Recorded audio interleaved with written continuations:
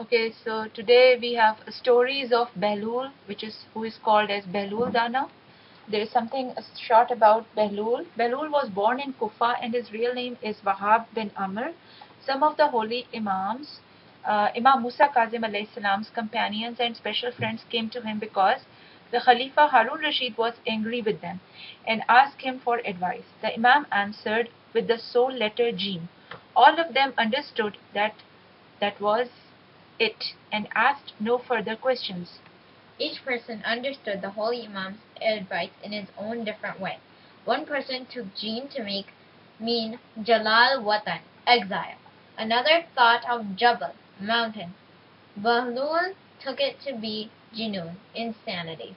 This is how all of the Imam's companions were saved from calamity. Before becoming insane, Behlool lived a life of influence and power because he was first cousin of Haroon Rashid.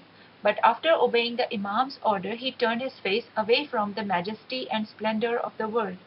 In reality, he became crazy over Allah.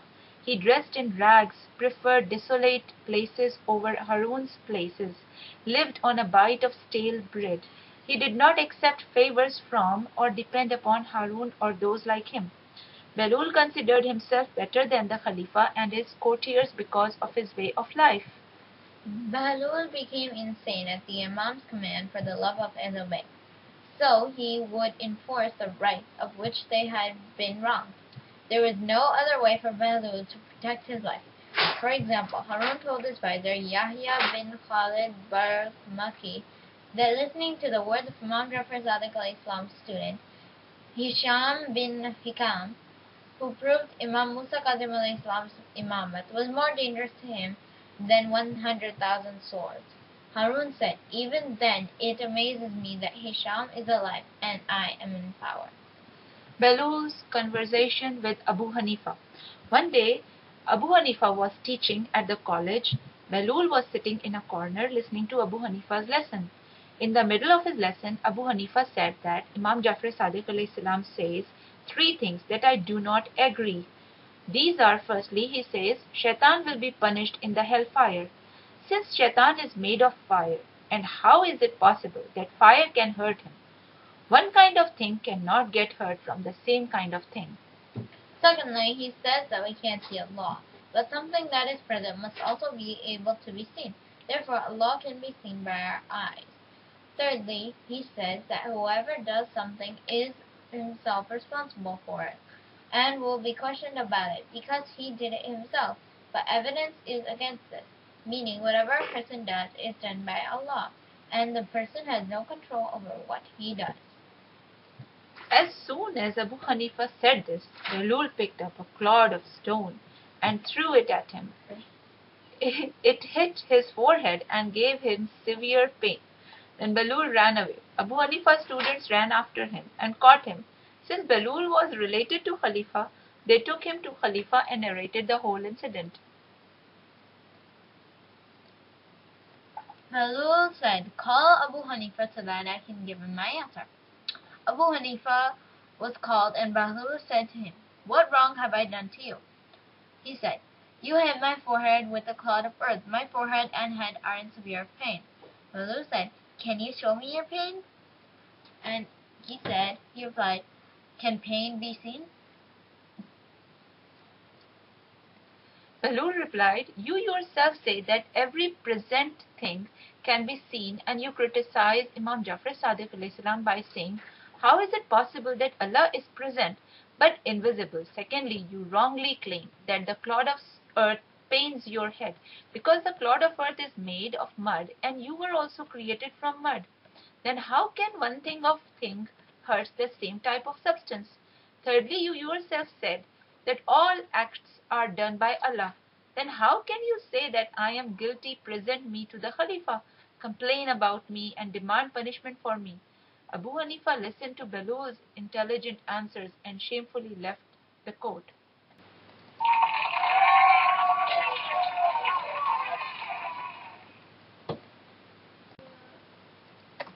Behlool and the Khalifa's food. It is said that Haroon Rashid sent some food to Behlool. His servant brought the food to Behlool, put it in front of him, and said, "This is the Khalifa's special food. He has sent it to you to eat." Behlool placed the food in front of the dog that was sitting in the ruins of the place. The servants screamed, "Why did you give the Khalifa's food to that dog?" Behlool said, "Be quiet. If the dog hears that the Khalifa sent this food, it won't eat it either."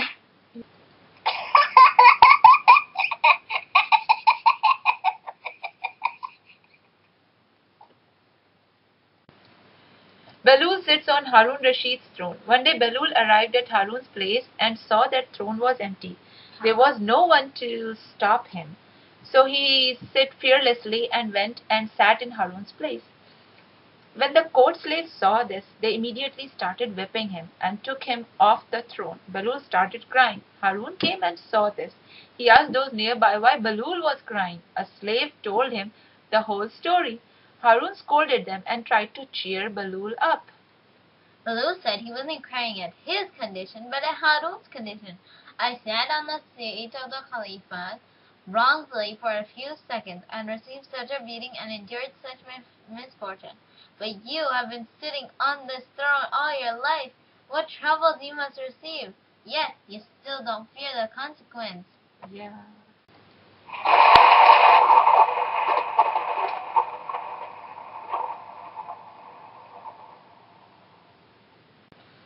Behlool criticizes Haroon. One day Behlool was near Haroon. He said, "Oh Behlool, criticize me." Behlool said, "Oh Haroon, if there is no water in the desert, you are attacked by severe thirst and near death. And what would you give for one gulp of refreshing water? 4 dinars. What if the master of the water does not agree to give water for dinars? Then what will you give? I will give half of my kingdom. After drinking the water, you get that illness in which you cannot urinate. Now, what will you give that one who will cure this illness of yours?" Haroon answered, "The remaining half of my kingdom." Behlool said, "Then do not give importance to this kingdom, for it is not worth more than a drink of water. Isn't it proper that you do good with Allah's creations?"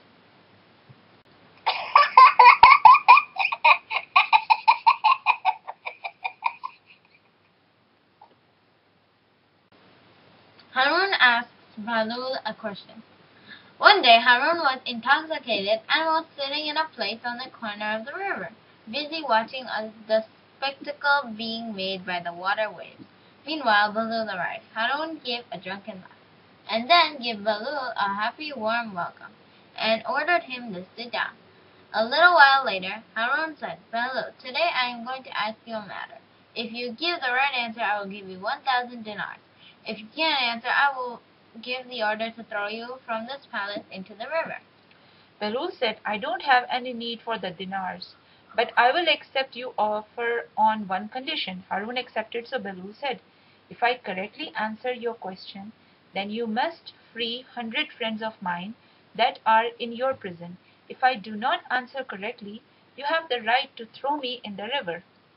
So Haroon asked, "If I have one goat, one wolf, and a bundle of grass, and I want to get them one by one from this side to the other side of the river, then in which order should they be taken so that the goat can eat the grass and the wolf can eat the goat?"